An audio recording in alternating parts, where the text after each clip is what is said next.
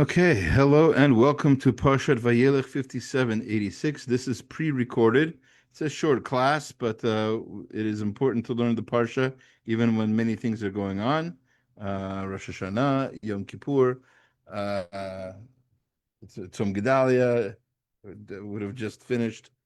So, with no further ado, let's get right into Taam, Dagan, and Parshat Vayelech. Share the source sheet here. Right. Oh, okay, Parshat Vayelech. So chapter 31, verse 10. This is towards the end of the Torah, of course. Moshe's last few words to the Jewish people before he passes, and a few weeks before they enter Eretz Yisrael. It says, V'yitzav Moshe otam limor. Hashem then commanded them, saying, Miketz sheva shanim b'moed shnat hashmita b'chag hasukot. At the end of the seventh year, during the time of the Shemitah, the end of the Shemitah cycle, during the holiday of Sukkot.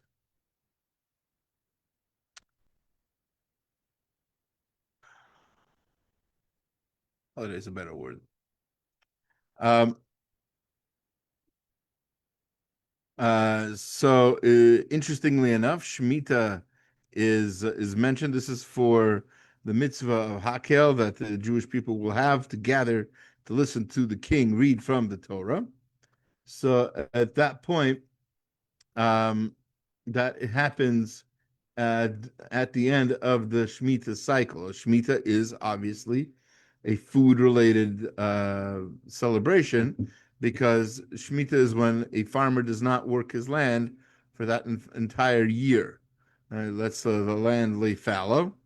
And the Torah calls the 8th year of the Shemitah cycle the Shemitah year, even though obviously every year of the cycle is a Shemitah year. But the Shemitah year is the 8th year, even though actually the 7th year, right, is when you really feel the Shemitah. But the Torah is calling the 8th year the Shemitah year. The land was fallow in the 7th year. That wasn't the Shemitah year. The year after that is called the Shemitah year. Why is that?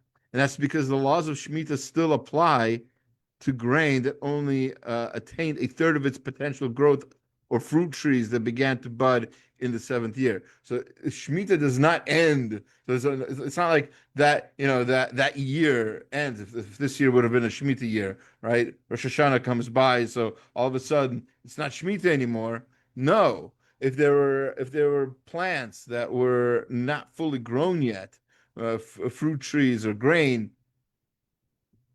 that already started budding, that already began being prepared already in the previous year, those still have to be treated with the same kind of behavior as the produce from the Shemitah year itself, from the 7th year. In other words, this also doesn't get watered. This also doesn't belong to you. You can't sell this for money, etc.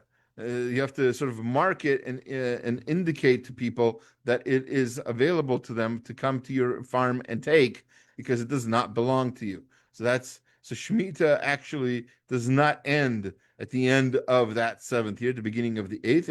It continues longer depending on when the plants began to bud, and that's of course an agricultural phenomenon, obviously discussed in more detail in the Mishnah there in Zraim. All right, chapter 31, verse 17 tells us, V'chara api bo v'yom hahu, v'azavtim v'histarti panai mehem. Hashem, if we do not listen to him, Hashem will get angry with us, and he's going to forsake us, right? Umitzauhu ra'ut rabot. He's going to give us he's going to hide his face, and he's going to make terrible troubles for us. Tzarot. And we say, on that day, Halo al ki ein elokai b'kirbi mitzauni hara'ot ha'ilad. Especially if we're going to say on that day, it must be because Hashem is not with us that these terrible things are happening. So a person who lives without Hashem, says the Aznaim Torah, is living a superficial life filled with empty, pointless eating and drinking. What are you living for? What's the point of life? The sages tell us, there's a Gemara in Brachot that tells us that the entire crux of Jewish philosophy and life can be learned from the verse, in all your ways you shall recognize him. This means that in performing all of our basic human functions, our ways, that's right, in all your ways you shall recognize him. Our ways means our basic human functions. That includes eating and drinking. And if we do those things, even those things, for the sake of Hashem, when you're eating, you say, I'm eating for strength and energy so I can fulfill Hashem's mitzvot. You bless the food, you thank Hashem, you recognize Hashem in the food, you behave a certain way when you're eating the food, as we've been talking about throughout this book. That's when we invest these animalistic urges and actions with spirituality and meaning. Otherwise, like the Znaim Torah said, it's all gurnish. It's all empty and pointless. You'll hear people often complain that that's how they go through life. They wake up, they go to work, they come home, they buy food with the money that they earn from work. They go back to sleep. They wake up. They go to work. It's sort of this empty cycle of meaninglessness, and there is a way out of that. The way out is to recognize that that indeed we are we have the ability to sanctify our lives, our behaviors, even our very, very human. Take out human for a second. Animalistic behaviors. Everything we do, and again, this particular explanation is focused on food, but really all of our behaviors are really. It's possible to focus them to godliness.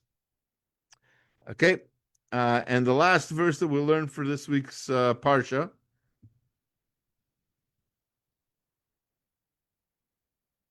Chapter 31, verse 20.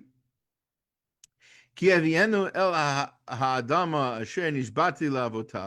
when I bring you to the land that I swore to your fathers, Zavad chalav udvash, flowing with milk and honey, Achal v'sava, you will eat and be satisfied, v'dashen, and you will become fat. Ufneh el Elohim acharim, you're going to follow after other gods. V'avadum, you're going to serve them. V'natsuni hafer et briti, and you're going to hate me, right? That's how you're going to demonstrate how much you actually hated me, and you're going to break my covenant, the promise you made to me. It's interesting that Hashem in His Torah is using fat, becoming fat, as a metaphor for rebelling against Hashem. Now, of course, we know that there are genetic predispositions to being overweight, to obesity. Some people become unhealthy through lack of self-control and making unsound dietary decisions. Similarly, a person who rebels against Hashem is doing so because of a lack of the same thing here, lack of self-control and unwise choices. So that just like obesity, right, is often basically a choice we make, an unhealthy choice we make, so too can be said about